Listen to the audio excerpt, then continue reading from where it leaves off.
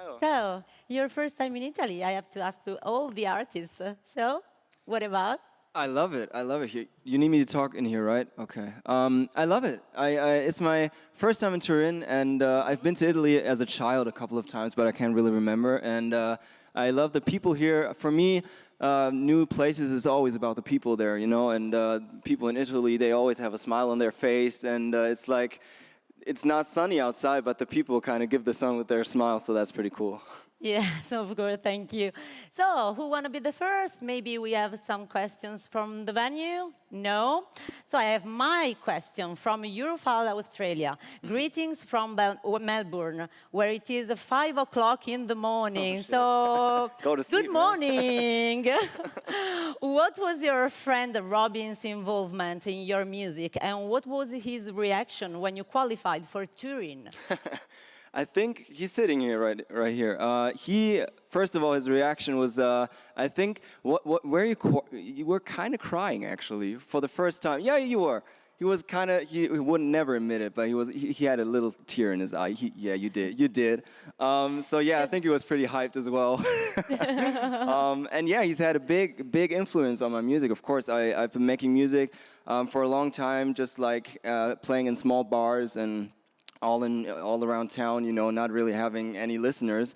And that changed when Robin invited me to his studio, and we kind of worked together, and that's when it all kind of started. So I'm very thankful for his involvement in anything. You said that writing songs is just like a sort of therapy. Yeah. How can you Um, tell us about this Absolutely.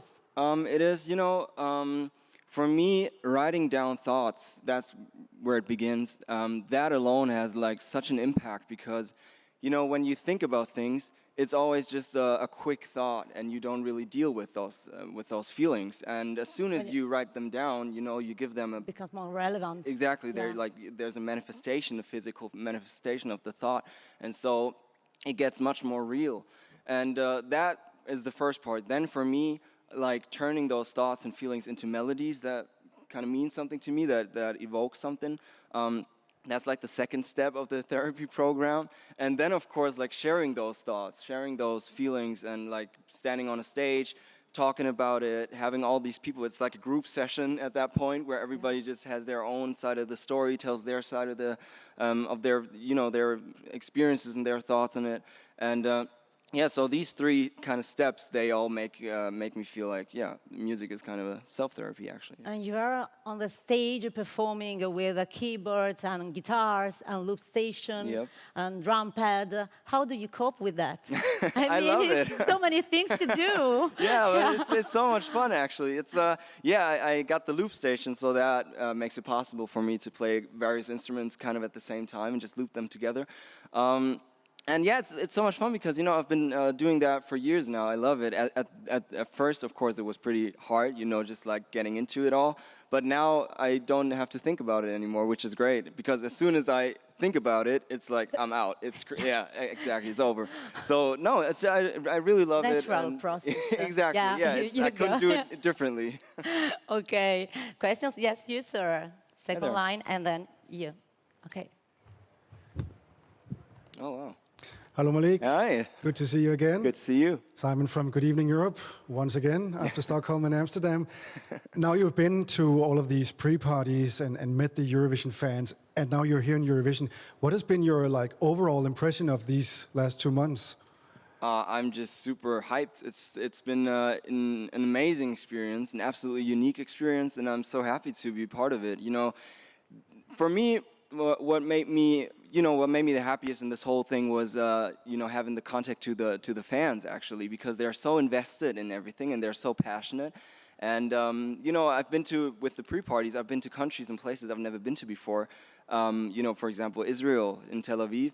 And it was so crazy to just like step out of the bus and have people scream my name and sing my Waiting song for and you. everything. Yeah, exactly. But in a place where I've never been to before. So this whole journey has yeah, made me very humble in terms of knowing that there are people out there who listen to my music in places I've never been to. That's crazy. Danke. Thank you for the Gerne. question. I have one, Benjamin from Eurovision Song Contest Compact. Are you satisfied with your first rehearsal?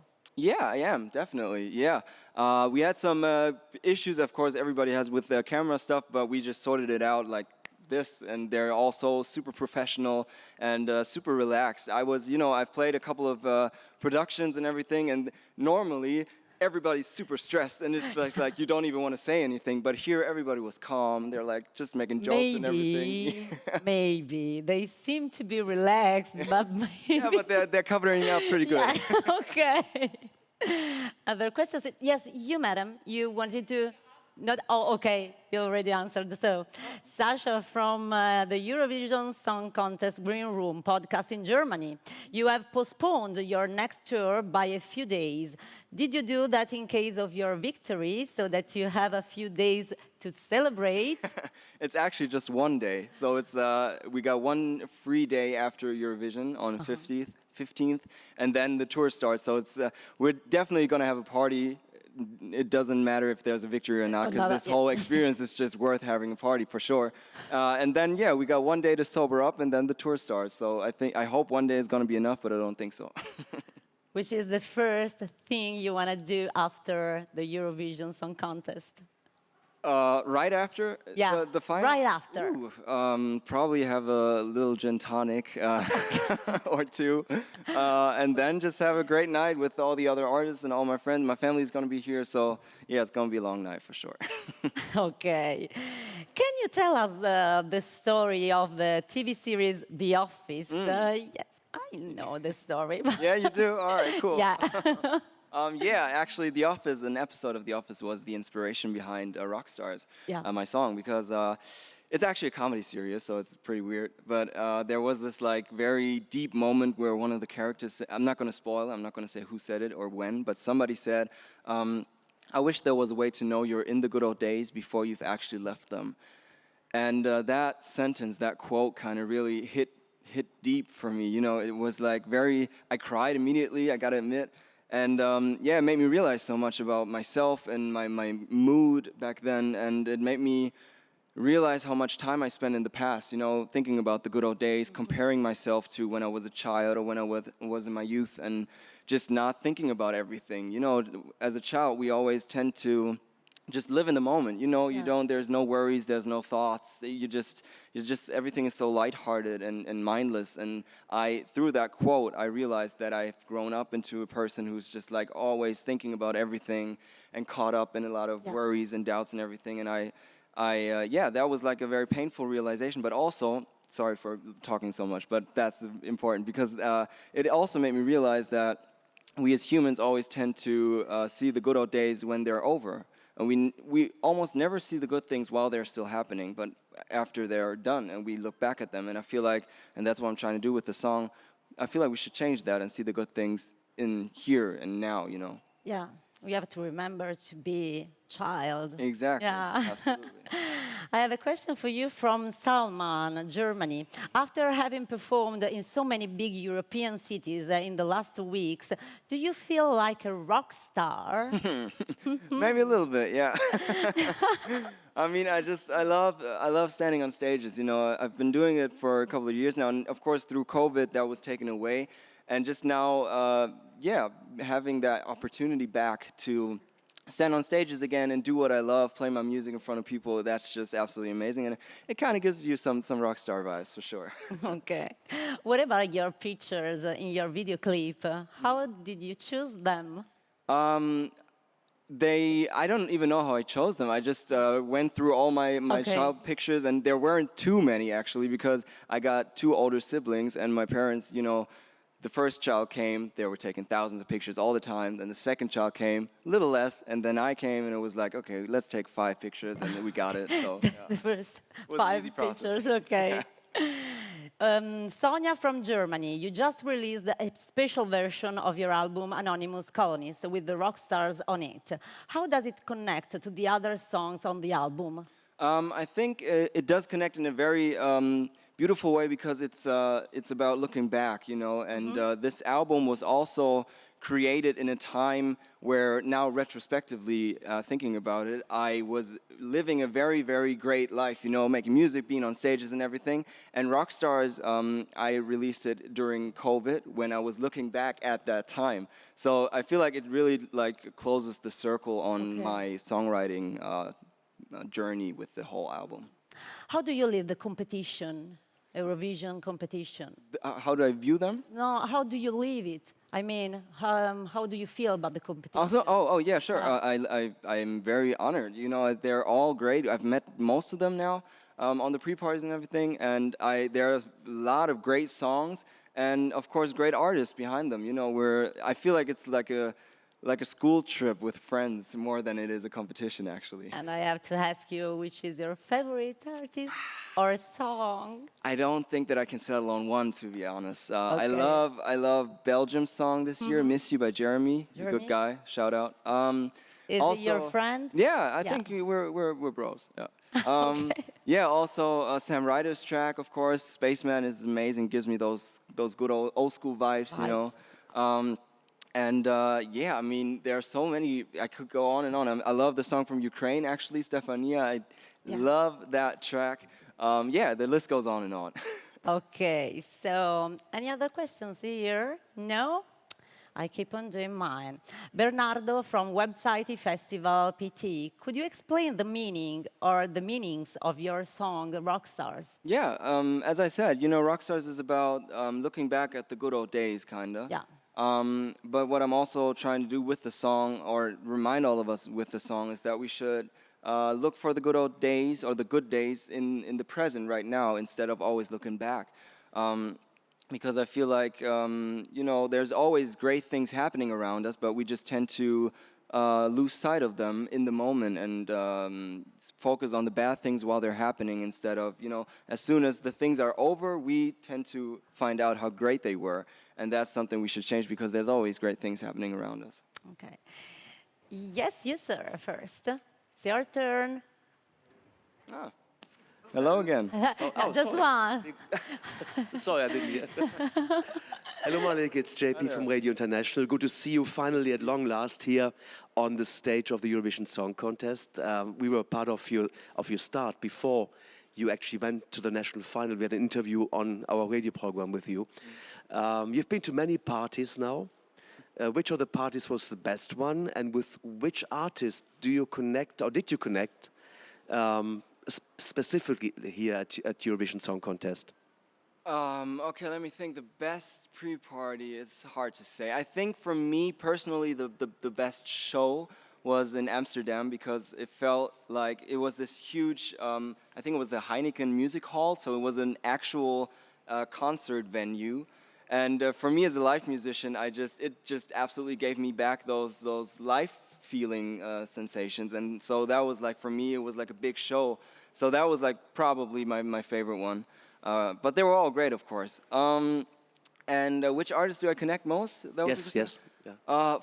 Yeah, probably maybe Jeremy as well from Belgium. I think we're on the same wavelength. And did you ask for a collaboration with which artist I would have? Not yet. Oh, but okay. You can mention it. So. Maybe I stood it up. Okay, He'll then I'm ask not you. gonna say anything. No, So- but yeah, I mean, also Mia from Croatia, I really like her, and yeah, there are a lot of artists that we have a like great connection to, and I'm very happy to have this whole journey with them.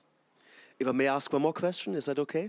Yeah, okay, Yeah. okay. Can you tell us about the process of creating Rockstars and then bringing that one to German television to be part of the national final? Sure.